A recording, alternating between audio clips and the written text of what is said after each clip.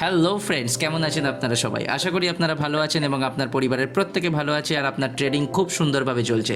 So friends, welcome to the series of share market next week, যেখানে আমরা Nifty এবং bank Nifty চার্টে যাব এবং চার্টে যাওয়ার পরে আমরা লেভেলস ড্র করব এবং দেখব যে আগামী সপ্তাহে নিফটির মুভমেন্ট কী হতে পারে।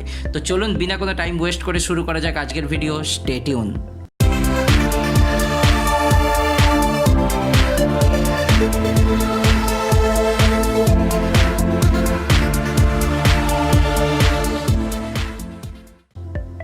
Friends, last week was not so good. Actually কী হয়েছিল যে লাস্ট উইকে মিডল অফ দ্য উইক তো ঠিকঠাক চলছিল, মিডল অফ দ্য উইকে ডেল্টা ভেরিয়েন্টের করোনা ভাইরাসের যে নিউজটা সেটা স্প্রেড হয় ইউকে অ্যান্ড ইউএস মার্কেটের মধ্যে, এবং তার ফলে কি হয়, তার ফলে ইউরোপিয়ান মার্কেট কিন্তু বৃহস্পতিবার দিনকে 2% ডাউন হয়ে যায়। কিন্তু মজার বিষয় হচ্ছে যে বৃহস্পতিবার দিনকে ডাউ মার্কেট কিন্তু 250 পয়েন্ট ডাউনে যায়, কিন্তু আবার শুক্রবার দিনকে 450 পয়েন্ট আপে চলে যায়। ঠিক আছে, মানে টোটাল রিকভারি হয়ে যায়। কিন্তু রিকভারি হওয়ার পরেও কি হয় যে 200 পয়েন্ট কিন্তু হায়ারে ক্লোজ হয় হচ্ছে কিন্তু ডাউ মার্কেট, মানে ডাউ জোন্স। আর ইউএস মার্কেট কিন্তু ক্লোজ হয়েছে রেকর্ড হাইতে লাস্ট ফ্রাইডে। সো এটা ধরাই যেতে পারে যে it's a false breakout.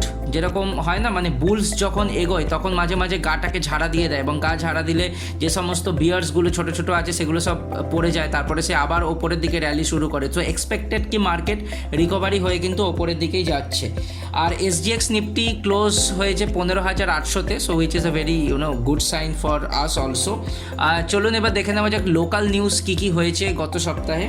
So Asian market যেটা মানে এশিয়ান মার্কেট পজিটিভে ওপেন হবে।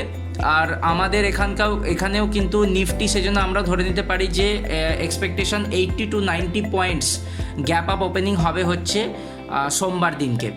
আর টিসিএসের রেজাল্ট বৃহস্পতিবারে রিলিজ করেছিল। আমি বলেছিলাম গত সপ্তাহের যে অ্যানালিসিসটা ছিল সেখানেই বলেছিলাম যে টিসিএসের রেজাল্ট কিন্তু একটা ইম্প্যাক্ট ফেলবে মার্কেটে এই উইকে।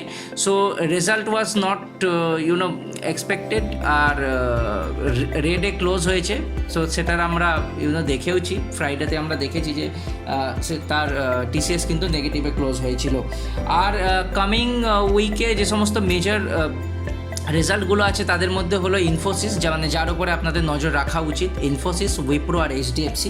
ইনফোসিসের বুধবার দিনকে রেজাল্ট আছে, বৃহস্পতিবার দিনকে উইপ্রো আর এইচডিএফসির রেজাল্ট আপনারা পাবেন। আর অ্যাকশান আপনারা দেখতে পারবেন যে এই যে রেজাল্টগুলোর অ্যাকশান আপনারা আগামী 2-3 সপ্তাহে দেখতে পাবেন মার্কেটের মধ্যে। সো লাস্ট 5-6 সপ্তাহ ধরে না মার্কেট অ্যাকচুয়ালি কনসলিডেশন মোডে রেঞ্জে ট্রেড করছে, আর রেঞ্জটাও অনেক ন্যারো রেঞ্জে ট্রেড করছে। আপনাদের মনে থাকবে আমি আপনাদের বলেছিলাম যে 11th of June নিফটি ছিল 15,800-তে।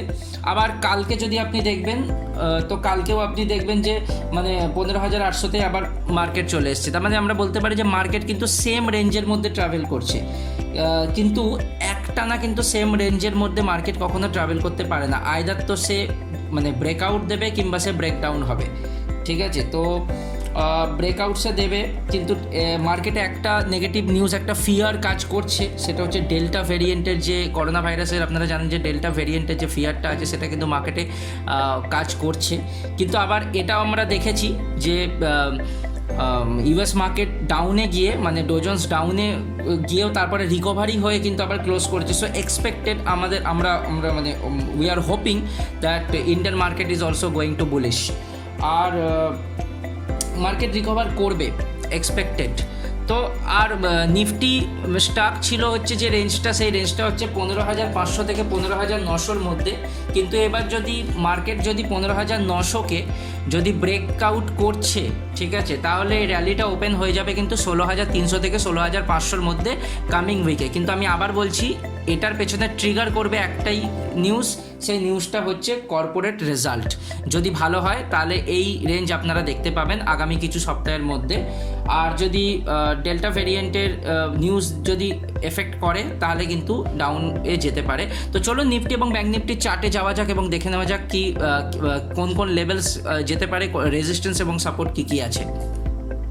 সো ফ্রেন্ডস, আমরা এসে গেছি নিফটির চার্টে, এবং নিফটির চার্ট অ্যানালিসিস করতে গিয়ে আমাদের যেটা নজরে এসেছে সেটা হচ্ছে যে অন 28 অফ জুন মার্কেট 15,915-তে টাচ করেছিল, এবং টাচ করার পরে দেখুন আবার সেম লেভেল টাচ করেছে হচ্ছে অ্যাপ্রক্সিমেটলি 7 or 8 জুলাইতে, ঠিক আছে, কিন্তু এটাকে কিন্তু ব্রেক করতে পারেনি, মার্কেট কিন্তু ব্রেক করতে পারেনি। আর কিন্তু একটা মজার বিষয় হচ্ছে, আপনারা যদি দেখবেন যে এই যে রেড ক্যান্ডেলটা তৈরি হয়েছে, তারপরে একটা তৈরি হয়েছে হচ্ছে এটা আমাদের একটা ডোজি স্টার তৈরি হয়েছে, right? So red candle, doji star, কালকের দিনে আমাদেরকে ওয়েট করতে হবে যে নিফটির মধ্যে কোন ক্যান্ডেল তৈরি হচ্ছে। যদি এটা একটা গ্রিন ক্যান্ডেল তৈরি করছে, যদি গ্রিন ক্যান্ডেল তৈরি করছে, তাহলে এই যে প্যাটার্নটা, এই প্যাটার্নটা কি প্যাটার্ন আপনাদেরকে আমি শিখিয়েছিলাম, এই প্যাটার্নটা হচ্ছে morning star pattern, right? So morning star প্যাটার্নে কী হবে, যদি এটা গ্রিন ক্যান্ডেল তৈরি হয়, মানে morning star is a triple candle pattern, আমি বলেছিলাম আপনাদের।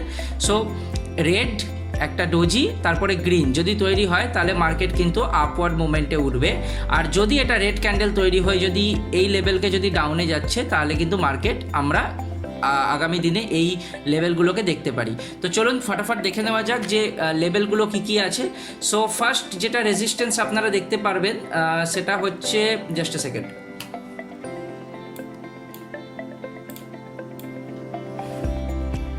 ওকে।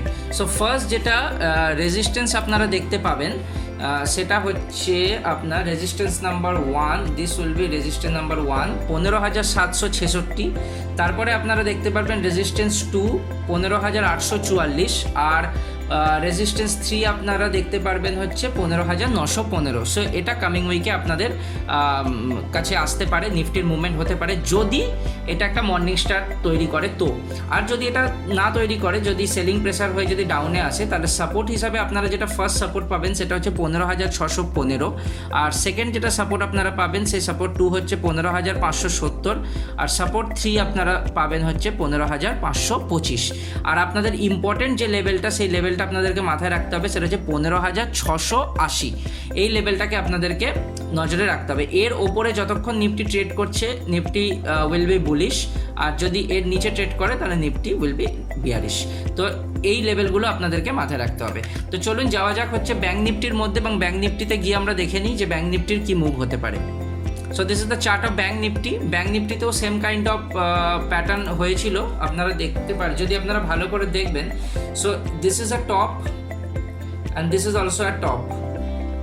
আর আমি যদি এখান থেকে যদি র্যালিটাকে ধরি, তাহলে এই র্যালি হয়েছে, এই টপে গিয়ে এখানে এসে এই ডাউনে এসছে, তারপরে আবার এই সেম র্যালি গিয়ে আবার কিন্তু ডাউনে আসছে। So this kind of pattern is known as double top pattern. তো ডাবল টপ প্যাটার্নে আমরা কীরকমভাবে ট্রেড নিই, যদি এটা আবার ডাউনে আস্তে আস্তে যদি this is the neck line, এই নেক লাইনকে যদি ভাঙবে, মানে এখান থেকে যদি ক্রস করে ডাউনে আসবে, তাহলে কিন্তু মার্কেট বিয়ারিশ জোনের মধ্যে ঢুকবে। তো চিন্তা করবেন না, সেটা এই উইকে আসবে না, মানে না আসা এক্সপেক্টেড। কারণ এখান থেকে দেখুন এটা ডাউনওয়ার্ডের পরে, এটা একটা ডাউনওয়ার্ড ছিল, ডাউনওয়ার্ডের পরে কিন্তু এখানে একটা হ্যামার তৈরি হয়েছে। তো hammer is a bullish signal, যেটা কিন্তু মানে একটা হ্যামার তৈরি হয়েছে, যেটা এক্সপেক্টেড যে এটা কিন্তু ওপরের দিকে যাবে। সো যদি মার্কেটের ওপরের দিকে মুভ হয়, তাহলে যে রেজিস্ট্যান্সগুলো আপনারা দেখবেন সেটা হচ্ছে, first resistance will be 35,334, second resistance will be 35,595, and resistance number 3 will be 35,816। আর ঠিক একইভাবে সাপোর্ট আমরা যেগুলো পাবো যদি মার্কেট ডাউনে আসে, ব্যাঙ্ক নিফটির ক্ষেত্রে বলছি, তাহলে first support will be 34,810, second support যেটা আপনারা দেখতে পাবেন সেটা হচ্ছে 34,552, আর সাপোর্ট নাম্বার 3 আপনারা দেখতে পাবেন 34,345। সো এগুলো হচ্ছে নিফটি এবং ব্যাঙ্ক নিফটির সাপোর্ট, যেটাকে আপনাদেরকে মাথায় রাখতে হবে কামিং উইকের জন্য।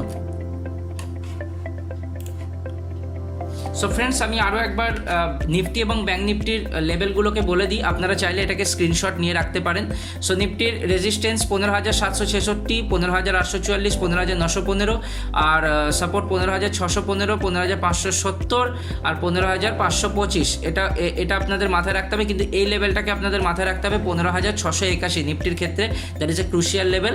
আর নিফটি ব্যাংকের ক্ষেত্রেও এই লেভেলগুলো আপনারা দেখতে পাবেন রেজিস্ট্যান্স এবং সাপোর্টে, কিন্তু আপনাদেরকে মাথায় রাখতে হবে হচ্ছে 35,044। সো ফ্রেন্ডস, আশা করি ভিডিওটি ভালো লেগেছে এবং অ্যানালিসিস ভালো লেগেছে। যদি ভালো লেগে থাকে তাহলে একটা লাইক করে দেবেন, আর চ্যানেলটিকে সাবস্ক্রাইব করে দেবেন। এরকম টাইপের ভিডিও আপনার কাছে নোটিফিকেশান পৌঁছে যাবে। আর যদি কোনো জিজ্ঞাসা থাকে তাহলে নিশ্চয়ই কমেন্ট বক্সে আমাদেরকে লিখে জানাবেন, যাতে আমরা সেই জিজ্ঞাসাগুলোর আপনার যা কোয়ারি আছে সেই কোয়ারিটা রিজলভ করে আপনাদের কাছে সলিউশন প্রোভাইড করতে পারি। সো ফ্রেন্ডস, আজকে এইটুকুই, আজকে বিদায় নিলাম। আবার আগামী উইকে দেখা হবে এই সেম টাইমে। সো ভালো থাকবেন, অন্যকে ভালো রাখবেন। Good morning, good night and good bye যখনই আপনি এই ভিডিওটাকে দেখছেন।